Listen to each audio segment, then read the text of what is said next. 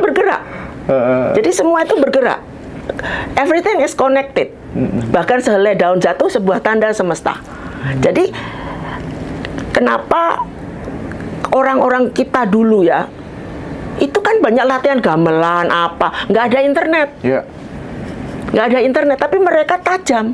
Nah, ketajaman itu bukan karena mereka terus kungkum sungai yuk jadi sakti. Enggak, semua orang itu sakti, Mas. Gramnya otak kan sama, gramnya hati kan sama. Gram-gramannya sebagai, saya mempercaya begini, yang namanya karmik ya, bad karma, itu given. Misalnya dalam karma, hari ini si A ada takdirnya ketabrak sepeda motor. Ini kan ibaratnya, maaf, ini ada gelas, isinya air asin banget. Caranya biar nggak asin gimana? Tambahin air. Sebanyak-banyaknya kan. Nah, lama-lama air ini kan akan menjadi tawar. Jadi cara terbaik untuk mempurifikasi bad karma dengan do kindness. Berbuat baik sebanyak-banyaknya. Sebanyak-banyaknya, random.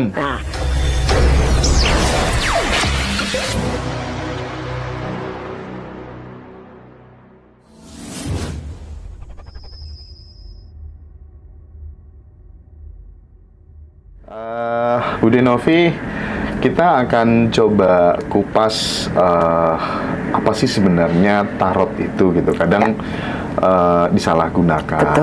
Nah, mari diluruskan gitu supaya pemahaman kita tentang tarot itu tidak parsial tapi komprehensif. Betul. Gitu. Gimana Bude? Jadi kita cerita dulu tentang sejarah tarotnya dulu ya.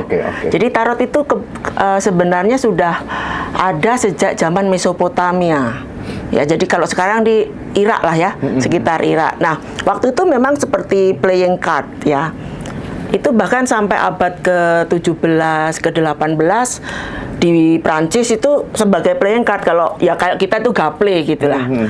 Baru di awal tahun 1900-an itu ada seorang apa namanya, kalau di sini itu ya kira-kira seperti ketua MUI-nya lah gitu. Tapi ini MUI Eropa ya. Itu dia akhirnya memakai tarot itu sebagai medium. Memang dia seorang medium pada awalnya. Tapi kemudian di tahun 2020-an seorang pakar psikoanalisa yaitu Carl Jung, kalau Anda pernah dengar Sigmund Freud, itu dia memakai tarot sebagai bentuk psikoanalisa. Ya, jadi kalau Anda sekarang pergi ke Eropa, itu tarot itu sebagai salah satu mata kuliah di Fakultas Parapsikologi. Jadi itu perkembangannya. Nah, kemudian ketidaktahuan awam tentang tarot akhirnya menjebak pemahaman yang salah. Tarot dianggap sebagai medium peramalan. Kan pasti kalau ada orang tukang tarot dipikirnya sakti mandraguna, bisa melihat sana sini. Which is itu bisa benar, bisa tidak. Tapi yang jelas ilmu tarot tidak seperti itu. Cara bekerjanya tarot itu persis, kalau Mas Indra orang Jawa pasti pernah mendengar konsep makrokosmos, mikrokosmos. Iya, Bude. Jadi di alam semesta itu ada sebuah fenomena namanya zero point field. Ya, zero point field itu kayak planet ini kalau meledak, ini kan kosong nih. Tapi ini tidak kosong. Karena ini memiliki kekuatan energi luar biasa. Jadi kalau ada pesawat mendekat, dia akan ketarik gitu kan. Makanya kalau Anda lihat penggemarnya Star Wars atau Star Trek akan, wah, we entering the zero point field, kesedot apa gitu. Nah, ini semesta besar. Tubuh ini, kalau Anda membaca bukunya Kandapatnya Pak Wayan, Sedulur Papat Lima Pancer, ini the little universe. Yes, little universe. Ya, jadi semua hal yang terjadi di alam semesta sana terjadilah dalam tubuh kita. Ya. Nah, ini sama dengan tarot. Jadi ketika manusia bisa menjadi zero point field, ruang kosong yang tidak kosong itu, bahkan ketemu aja kita bisa mendapatkan informasi. Karena apa? Secara si tukang tarotnya ini bisa menjadikan dirinya medan ruang kosong. Jadi kalau magnet ini, kayak magnet ini yuk narik energinya. Nah, si tarot ini fungsinya sebagai medium. GPS signal lost. Ya, medium. Jadi kayak informasi semesta ini akan terdownload.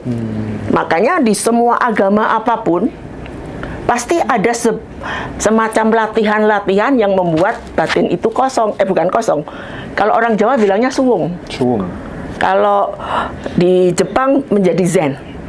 Atau mungkin dia misalnya yang Muslim dia menjadi ikhlas. Kalau di Buddha, di kami seperti sunyata. Nah, ini kosong. Jadi kita bisa menjadi medan magnet yang luar biasa, bisa menembus ke universe. Nah, di dalam universe ini kan ada yang namanya, kalau di Samawi, Kristen, Islam, Yahudi, ini adalah takdir. Yang kita disebut bahwa tapi kalau di spiritualitas timur disebut jejak karma. Nah, jejak karma. Nah, ketika kita kosong, seperti kayak energinya buka file. Nah, sebenarnya si tukang tarotnya ini hanya medium energi. Jadi, nah kalau saya pribadi, saya menambahnya dengan ilmu pengetahuan psikologi. Karena di dalam tarot, kalau Anda serius belajar tarot, itu tidak hanya ilmu dalam tanda kutip membaca simbol, tapi ada ilmu astrologi di sana, ada ilmu cakra di sana, ada ilmu numerologi di sana, yaitu ilmu-ilmu esoterik. Ya, jadi kita itu kan semua pemahaman kita itu kan sebenarnya selalu dikasih simbol ya oleh semesta, Tuhan atau Allah atau siapapun itu, sebenarnya kita ada yang namanya simbol. Nah, kepekaan terhadap simbol itulah kita membaca tanda.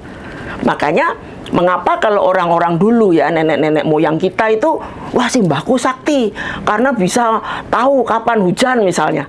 Sebenarnya, karena mereka zaman dulu kan distraksinya tidak sebanyak sekarang. Banyak latihan-latihan olah rasa di dalam khususnya budaya kita, main gamelan, membatik, berkebun, itu tanpa disadari itu ngolah rasa, ngaji rasa itu. Karena ketika rasa itu terolah dengan baik, ya, pesan-pesan semesta akan mudah kita dapat. Tuhan, malaikat, siapapun itu akan selalu memberi informasi. Tetapi informasinya ada di mana? Tidak di otak, tapi di hati. Jadi kepekaan kita dalam membaca tanda, itulah tarot. Oh, kepekaan di dalam membaca tanda semesta di sini. Terus latihannya gimana sih seseorang itu supaya kemudian bisa peka membaca tanda gitu, yang dialami oleh Bude sendiri gitu ya? Kalau saya latihannya itu, dulu kan saya tinggal di Jakarta 20 tahun. Sederhana, keluar dari komplek aja logika kita sudah bermain. Ini lewat mana ya yang biar nggak macet? Nah, ketika saya memutuskan pindah ke Ubud, ini bukan berarti saya klenek ya. Semua orang waktu itu mengatakan saya mungkin depresi atau apa karena meninggalkan pekerjaan saya yang begitu sangat mapan tahun 2005. Itu mungkin gaji saya sudah 20 juta, pindah ke Ubud, pindah aja. Itu tiba-tiba saya pada satu masa saya sedang mengalami kesedihan luar biasa. Out of the blue, tiba-tiba saya membaui rokoknya nenek saya. Logika saya waktu itu saya ngelok, ini apa gitu. Tapi saat itu entah kenapa saya membaca tanda. Ini pasti bukan sesuatu yang biasa. Ini sebuah tanda semesta. Nah, itu awalnya. Pindah aja ke Ubud. Nah, di Ubud karena saya tinggal di desa dan internetnya biarpet, otomatis kehidupan sehari-hari saya hampir tidak memakai logika. Dalam arti apa? Saya berkebun, saya main piano, saya berjalan melihat sawah, saya apa? Saya yoga. Ini kan saya mengistirahatkan kognitif. Nah, sebenarnya latihannya saya hanya memiliki hobi yang tidak pakai otak. Yaitu apa? Berkebun. Nah, main piano. Nah, itu lama-lama otak ini, karena kan ini terdistraksi ya. logikanya menjadi kayak akhirnya rasa itu muncul. Itu seperti halnya ketika kita pernah nggak Mas Hendra mengalami gini, saya pengen sesuatu A, pengen banget, nggak dapet, terus Anda sudah lupa. Malah dapat. Malah muncul. Ya itu semesta bergerak. Manifestation itu namanya. Ya. Delay gitu. Delay. Saat dilupakan. Karena apa? Karena secara energi batinnya sudah memproduksi yang namanya zero point field tadi. Oh. Justru pada saat kemudian legowo itu lah orangnya. Pas keinginan itu malah mudah datang. Betul. Makanya dalam Buddhism kan ada non attachment. Ketika kita tidak attach, meant to be. Oke. Makanya kan semua agama itu mengajarkan apa, Mas? Keikhlasan. Sing ikhlas. Tapi kenapa ini? Aku udah ikhlas. Ya. Nah, gitu loh. Ini agak relate ya dengan narasumber sebelumnya tadi ya. Keren ini ya. Ini semesta bergerak. Jadi semua itu bergerak. Everything is connected. Bahkan sehelai daun jatuh sebuah tanda semesta. Jadi kenapa orang-orang kita dulu ya, itu kan banyak latihan gamelan nggak ada internet. Nggak ada internet, tapi mereka tajam. Nah, ketajaman itu bukan karena mereka terus kungkum sungai yuk jadi sakti. Enggak, semua orang itu sakti, Mas. Gramnya otak kan sama, gramnya hati kan sama. Gram-gramannya itu loh. Bukan berarti tukang tarot jantungnya lebih 2 kilo gitu kan, enggak. Rasa. Olah rasa. Saya selalu bilang ketika kita tidak tahu harus bagaimana, kan kita mau sing ikhlas yo, tapi kepalanya tapi nek ngono piye yo, mengko piye yo, ya kuwi belum ikhlas. Ikhlas itu tidak bertanya. Kalau Anda masih bertanya, Anda belum ikhlas. Misalnya, aku ini percaya Gusti Allah loh, tapi Gusti Allah kok ngene loh, aku ora percaya. Loh iya lah. Aku suka sama gayamu, Bude. Loh iya, aku percaya Gusti Allah, aku sembah ke gereja. Ini coba ini loh. Kita itu ya dalam spiritualitas, Tuhan itu kan sudah maha. Maha itu kan nggak perlu dijelaskan.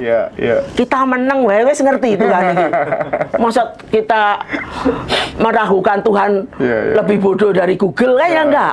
Nah itu, jadi keikhlasan itu dalam konstelasi semesta ini, gitu loh. Jadi ini semua itu bisa menjadi tukang tarot. Makanya saya sudah 6 tahun ini selalu memberi pelatihan tarot. Oke. Ya, alhamdulillah ya, sejak tahun 2007 sampai sekarang itu kan saya sudah membaca tarot hampir sekitar 18.000 orang dari seluruh dunia. Oke. Jadi seluruh dunia, dan saya berterima kasih pada COVID, pada akhirnya saya tahu caranya pakai Zoom.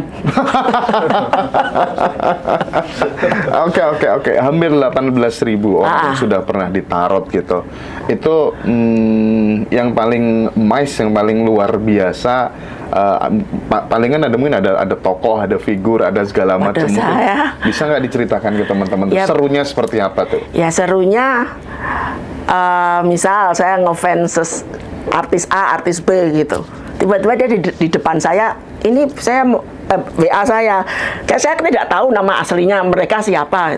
Ternyata itu si artis itu ternyata nama aslinya ini gitu. Banyak tokoh-tokoh saya nggak bisa itu. Tapi itu online? Enggak, dia datang ke rumah. Dia datang. Ya mungkin yang paling emes itu suami saya ngefans sekali sama Alicia Silverstone. Narot ke rumah saya. Ya itu misalnya salah satu, ya itu suami saya senang banget. Di Ubud ya? Di Ubud. Karena kebetulan ya saya nggak tahu ya, karena saya tarot ini bagi saya adalah ikigai.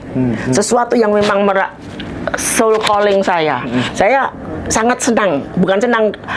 Ini adalah dedikasi saya pada kemanusiaan menurut saya. Jalan Dharma lah ya. Jalan Dharma saya. Tapi Bude, pada saat orang minta dibacakan atau ditarot, itu kan sebagai seorang penarot, pembaca gitu ya, ketika melakukan reading gitu, pasti kan, ini ada nggak bagusnya, ada kabar buruk.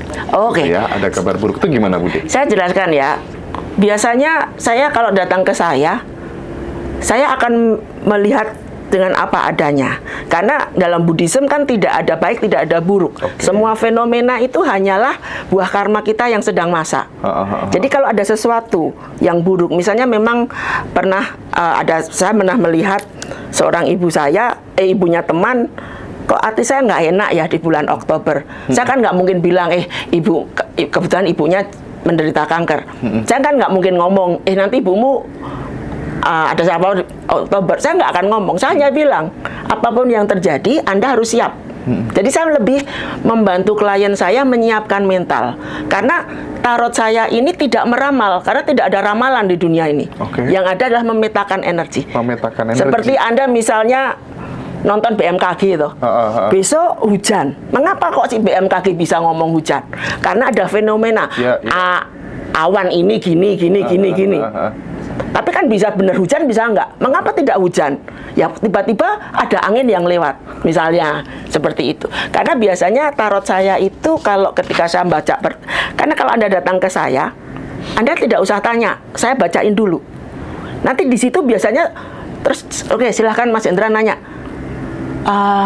Nggak jadi Bude, loh kenapa? Semua pertanyaan saya sudah dijawab. Nah seperti itu. Jadi dan biasanya tarot saya itu lebih menekankan pada karma dan dharma apa. Karena kan ya kalau kita ngomong spiritual, reinkarnasi apa itu, tapi kita nggak usah ngomong spiritual. Pernah nonton filmnya Doctor Strange itu loh, yang multiple universe itu. Nah kita tuh seperti itu. Mungkin di universe sekarang kita orang baik gitu. Ya tapi siapa tahu loh di multiverse universe yang lain kita siapa jenderal yang membunuh banyak orang, bisa jadi. Nah ini koneksi energinya tersinkron. Jadi untuk pemahaman tarot itu Anda nontonlah Doctor Strange. Yang kedua apa yang dia lompat-lompat universe itu loh. Nah itu. Isinya apa aja sih Bude yang dibaca sama Bude Novi itu? Biasanya saya akan mengenali karmik pasnya. Karena mungkin saya bisa mendapatkan informasi dulu pas live-nya di mana, bagaimana, hutang karmanya apa yang dari dulu. Itu yang kalau kita energinya buka tiba-tiba bisa ke sana. Atau kadang-kadang saya bisa memahami, kalau istilahnya adik saya itu luka batin. Jadi ini kan kalau ini diberesin, yang namanya masa depan itu kan hasil dari kita kan sekarang. Yang namanya kita sekarang adalah hasil dari past life. Jadi makanya present moment is the real life. Nah seperti itu. Jadi the real life. Kita tukang tarot aja nggak ngerti 5 menit lagi akan ada apa juga nggak ngerti kan. Present moment the most important thing. Nah Bude, pada saat kemudian misal saya datang ke rumah atau teman-teman datang ke rumah gitu ya, terus waduh ini nanti di tahun sekian akan mengalami kebangkrutan misal gitu ya, seperti itu Bude Novi ada solusinya nggak ya? Atau secara umum barangkali setiap orang tuh bisa mengubahnya sendiri. Nah itu gimana Bude? Gini, saya mempercaya begini, yang namanya karmik ya, bad karma itu given. Misalnya dalam karma hari ini si A ada takdirnya ketabrak sepeda motor. Ini kan ibaratnya, maaf, ini ada gelas isinya air asin banget. Caranya biar nggak asin gimana? Tambahin air sebanyak-banyaknya kan. Nah lama-lama air ini kan akan menjadi tawar. Jadi cara terbaik untuk mempurifikasi bad karma dengan do kindness. Berbuat baik sebanyak-banyaknya, random. Tetapi proses kan harus ada takdir atau karmik yang ketabrak tadi. Mungkin proses ketabraknya pasti, tapi bukan sepeda motor, ning kayak sepeda biasa atau keserempet gitu loh. Jadi ini purifikasi. Jadi kalau saya pernah ikut kelasnya Pak Gede Prama. Pak Gede Prama mengajari kalau kamu sedang sial apapun itu buah karma buruknya hanya sedang matang. Itu tak terhindarkan. Berbuat baik saja sebanyak-banyaknya. Terus kamu bilang, oke, matur nuwun ya Gusti Allah, karma buruku dicicil lunas, dicicil lunas, gitu. Jadi ini sebenarnya hanya energi. Karena apa? Begitu kita berbuat baik, subconscious kita, ya, alam bawah sadar kita itu kan jadi membuat kebiasaan baik. Membuat kebiasaan baik secara ilmu energi, you will get the good things also in life. Contoh ya, Mas Hendra pergi ke pasar, si ibu A ramah, senengannya guyang-guyu, si ibu B judes ngono, padahal harganya lebih murah. Ini kan tetap lebih seneng apa sing ramah toh, hati senang rezeki lancar. Nah itu. Sebenarnya itu. Oke.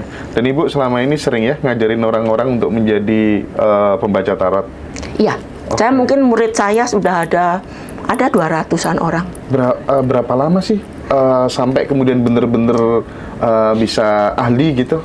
Kalau saya biasanya level ini contoh gambaran. Level 1 itu 50 orang ikut. Nanti kan ada level 2, ada level 3, level 4. Nanti dari 50 orang jadi cuma 20 apa. Karena dari level 1 ke level 2 saya kasih PR. Nah, tidak banyak orang yang rajin. Terjadi natural seleksi. Natural seleksi. Jadi saya sekarang sudah punya semacam, kalau saya penuh, saya lemparkan ke murid-murid. Ya, ada 6 atau 7 orang murid yang sudah melewati level komplit, level 3 itu.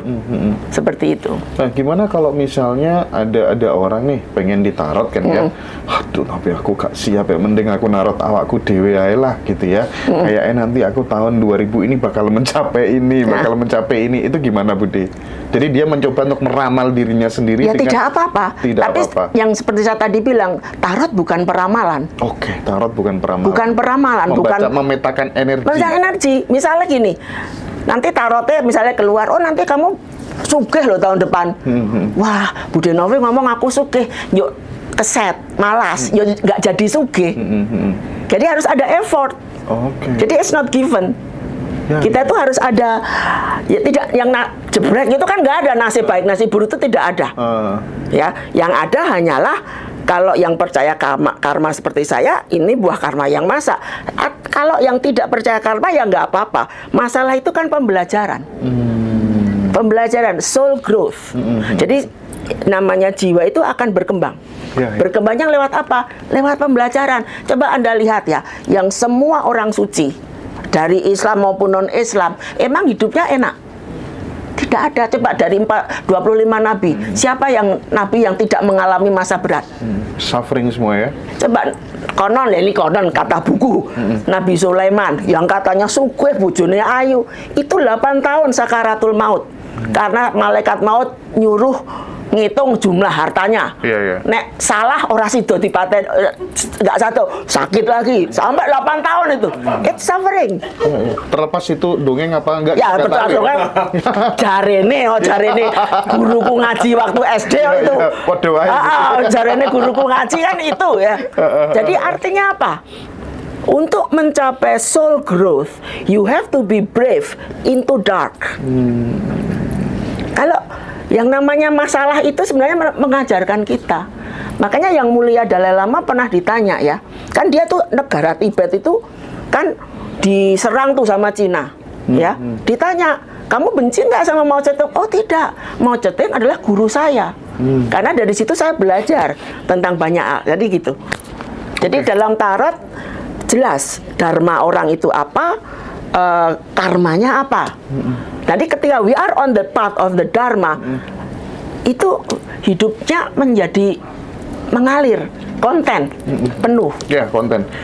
Bude, ceritain dong beberapa testimoni dari yang sudah konsultasi tarot ke Bude, rata-rata gimana mereka, ceritain seru-seruannya aja deh gimana. Ini saya barusan dapat WA ya, kebetulan dari ownernya Jiwaraga. Oke.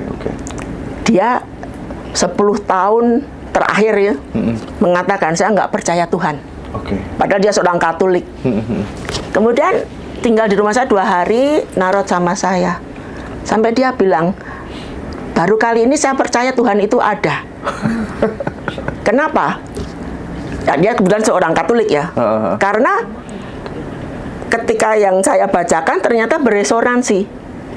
dengan menjawab. Nah, jadi mungkin kalau testimoni nanti Anda pergi aja ke www.tarotbali.com. Yang testimoni banyak di situ. Ya. Tapi yang jelas sebenarnya kayak saya mengatakan tarot saya itu seperti apa? Tarot saya itu hanyalah Google Map. Hanya mapping. Itu saja. Jadi bukan wah nanti besok saya akan jadi presiden, itu ya enggak. Tapi kan bisa yang namanya Google Map ya. Bisa salah gitu. Bude, aku ini enaknya ke depan masuk dunia politik praktis apa enggak gitu kan. Oh, itu saya bisa. Nah, model-model kayak gitu kan itu bisa banyak, gitu ya? itu banyak tuh yang di Senayan tanya. Saya lihat biasanya saya akan bertanya nama aslinya klien saya waktu lahir. Kan suka tuh ada orang diganti, I don't like my name, yuk diganti jadi Sivananda atau apa gitu, sama tanggal lahirnya. Karena itu adalah registered ke semesta. Tanpa kita sadari ya, orang tua kita itu ngasih kita nama itu berdasarkan wahyu, bukan Wahyu Kusumawardana ya, tapi wahyu sebenarnya. Mereka tuh kayak, nah itu sebenarnya koneksi kita ke semesta. Itu mengapa kalau Anda orang Jawa ada selamatan. Kalau ganti nama kan nggak oleh seenake, kudu selamatan. Nah itu sebenarnya untuk mengkoneksi semesta. Nah ini kayak gaya bubur sih ya, gaya bubur atau apa seperti itu. Jadi itu. Jadi dari situ saya biasanya bisa nama. Boleh tahu nama lengkapnya dan tanggal lahirnya Anda? Mas Indra, tanggal lahirnya kapan? 17 Oktober tahun 1988. Oke, Anda tidak bisa duduk diam. Anda akan berjalan dan third eye-nya itu kuat sekali. Setiap 1 menit pasti punya ide baru. Iya. And you see life in the picture perfect seperti Peter Pan. Nanti aja ada rahasia yang lain. Enggak bercanda. Ya ini jadi contoh seperti itu ya. Dan Anda jago sekali komunikasi. Dan Anda itu playful, gembira. By nature-nya gembira, kayak SpongeBob. Gembira, playful. Dan itu temannya dari bakul pasar sampai presiden loh. Tapi sering sakit perut. Karena ya nanti lebih detail nanti. Tapi maksudku dari situ ke channel. Sakit perutnya enggak? Ya. Cakra sininya lemah. Oh iya mungkin iya. Cakra core cakranya itu. Butuh pijet. Nah, butuh pijet. Enggak, maksudku ada beberapa hal yang dalam semesta ini informasi datang. Oh, iya. Oh, mungkin yang sakit tadi ya, Kak ya, mungkin ya, Kak ya. Iya, terbaca gitu ya, Kak ya. Mantap ya. Ini luar biasa loh Bude Novi ini. Iya. Kebetulan kalau lewat darat aku buat tukang pijet gitu, Bude. Iya. Untuk handle sopir gembira. juga. Nah, makanya kadang-kadang dari nama, dari tanggal lahir. Makanya kan kalau orang Jawa kan tidak juga sembarangan ngasih tahu aku lahirnya Kemis Pon. Nah, enggak gitu. Itu secret. Itu tuh Bu Vida tuh. Mama artis kita tuh. Ayo dong sebutin dong, Bu. Nama lengkapnya yuk. Jangan dong, gratis ini, ayo Bu. Kalau sama saya baru dapat Februari loh nanti.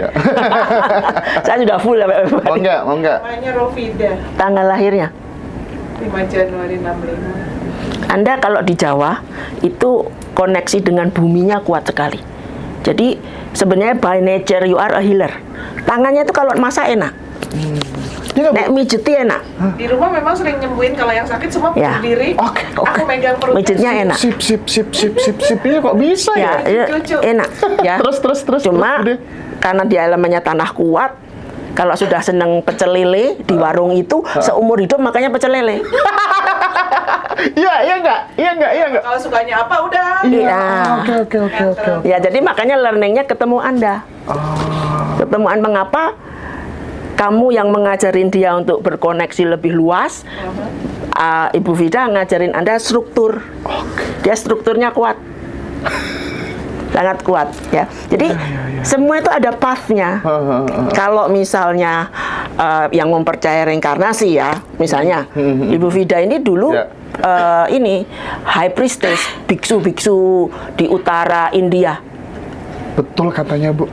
Udah pernah beberapa kali di ya undangan India, Buddhis biksu, apa ya, Buddhis ya, ini nih, mungkin dalam tanda kutip agama beliau Islam, tapi the soul itu beliau aware banget. Iya, beliau aware banget. Iya.